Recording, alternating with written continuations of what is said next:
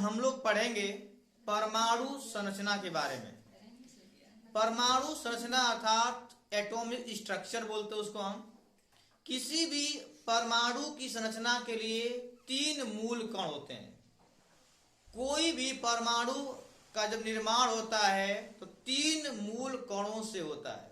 और 3 मूल कण क्या क्या होते हैं? Electron, proton, neutron.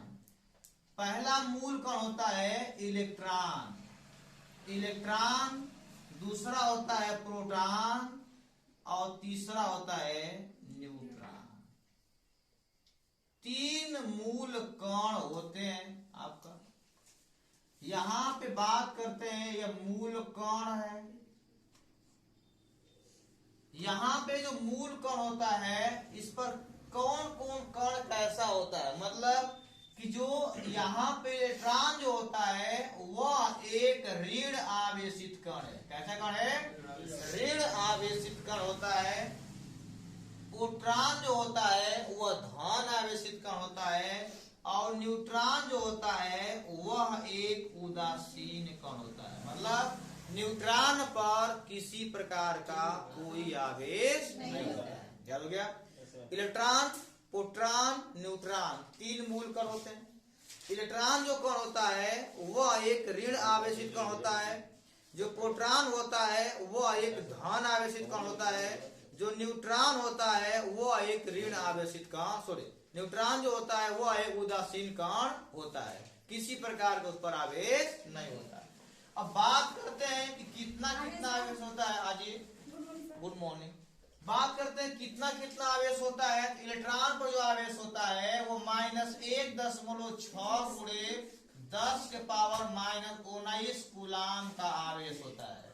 और जो प्रोटॉन होता है, प्रोटॉन पर कितना आवेश होता है याद करना। प्रोटॉन जो होता है वो एक धन आवेशित कण होता है और 1.6 गुणे 10 के पावर -19 कूलाम का आवेश होता है। और न्यूट्रॉन पर 0 आवेश होता है, यानी शून्य रहित क्या होता है? आवेश होता है।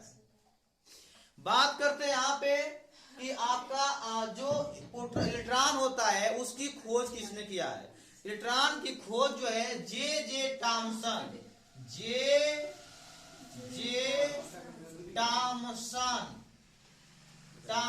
नामक वैज्ञानिक ने किया था। जे टॉमसन है, जे थॉमसन। कब किया था? 1897 ईस्वी में। याद करना है 1897 ईस्वी में जे टॉमसन नामक वैज्ञानिक ने आपका इलेक्ट्रॉन की खोज किए थे। प्रोटॉन की खोज की बात करते हैं तो प्रोटॉन की खोज जो है रदरफोर्ड नामक वैज्ञानिक ने 1919 ईस्वी में किया था। रदरफोर्ड नामक वैज्ञानिक ने 1919 ईस्वी में इसकी खोज किए थे। किसकी? प्रोटॉन की खोज किए थे 1919 ईस्वी में। याद करना है सभी। और यहाँ पे आदित्य, यहाँ पे न्यूट्रॉन जो होता है वह एक उदासीन कण होता है। इसकी खोज जो किए थे जेम्स चॉडविक ने। किसने किया था? जेम्स चॉडविक नामक वैज्ञानिक ने 1932 ईस्वी में किए थे। 1932 ईस्वी में जेम्स चॉडविक नामक वैज्ञानिक ने किए थे। देखो इलेक्ट्रॉन जो होता है इस वक्त इसका द्रव्यमान कितना होता है तो याद करना। इलेक्ट्रॉन का जो द्रव्यमान होता है 9.1 गुणे 10 के पावर -31 किलोग्राम के बराबर होता है। जितना द्रव्यमान इलेक्ट्रॉन का होता है लगभग उसका द्रव्यमान प्रोटॉन का जो द्रव्यमान होता है लगभग 1.67 गुणे 10 के पावर -27 किलोग्राम में होता है। यही द्रव्यमान जो इलेक्ट्रॉन का प्रोटॉन का होता है लगभग न्यूट्रॉन के द्रव्यमान के बराबर होता है। तो बाबू किसी भी परमाणु का निर्माण 3 मूल कणों से होता है। ठीक है? 3 मूल कण कौन है? इलेक्ट्रॉन, प्रोटॉन और न्यूट्रॉन। इलेक्ट्रॉन जो होता है ना वह परमाणु के नाभिक के चारों ओर अपने अपने कक्षा में चक्कर लगाता है। और जो न्यूट्रॉन और प्रोटॉन होते हैं वो परमाणु के नाभिक में होते हैं। मैं बता दूं परमाणु जो होता है वह एक विद्युत उदासीन कण होता है, उस पर किसी प्रकार का कोई आवेश नहीं होता है। क्यों नहीं होता है? क्योंकि पीछे पढ़ाया जा चुका है कि परमाणु जो होता है दो भागों से मिलकर बना है। एक होता है धनावेशित भाग, दूसरा क्या होता है ऋणावेशित भाग। दो भागों से मिलकर क्या होता है बना हुआ है। बताया गया है कि जो धनावेशित भाग में जितना प्रोटॉन होगा, जितना प्रोटॉन होता है, अगर प्रोटॉन इसके अंदर 10 होगा तो इसके अंदर इलेक्ट्रॉन में कितना होना चाहिए 10 होना चाहिए। यानी प्रोटॉनों की संख्या और इलेक्ट्रॉनों की संख्या दोनों क्या होना चाहिए सेम होना चाहिए। क्यों?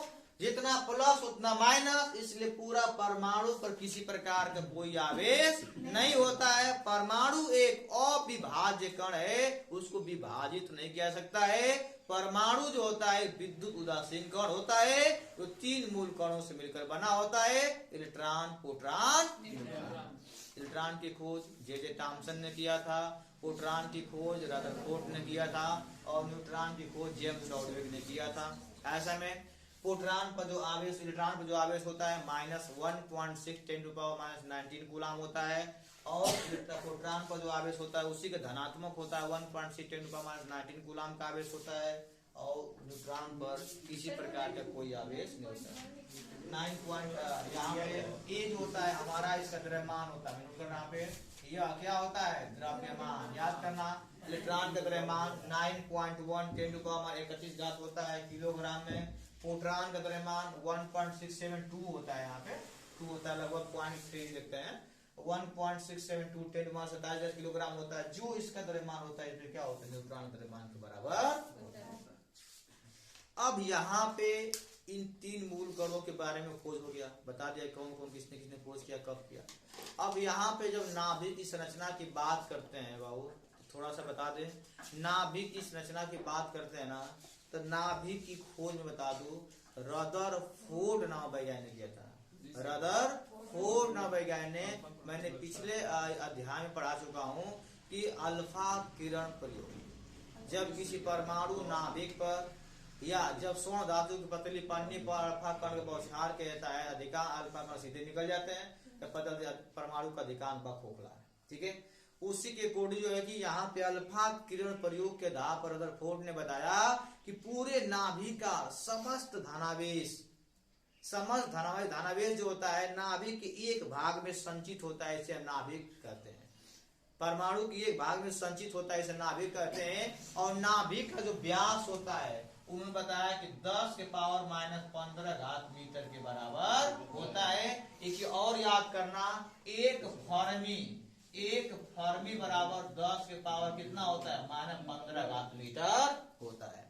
एक फर्मी बराबर 10 के पावर -15 मीटर होता है। ऐसा तो रदरफोर्ड नाम वैज्ञानिक ने अल्फा किरण प्रयोग के आधार पर बताया, उन्होंने बताया कि परमाणु का समस्त धनावेश भाग जो होता है परमाणु में एक संचित होता है, जिसे हम नाभिक कहते हैं। और नाभिक का व्यास लगभग 1 फर्मी या 10⁻15 मीटर के बराबर होता है। और उस नाभिक के अंदर प्रोटॉन और न्यूट्रॉन होते हैं, और नाभिक के चारों ओर इलेक्ट्रॉन बिना अपने ऊर्जा को उत्सर्जन किए चक्कर वो लगाते हैं। ऐसा में चलिए नोट कर लीजिए, आज कितना ही।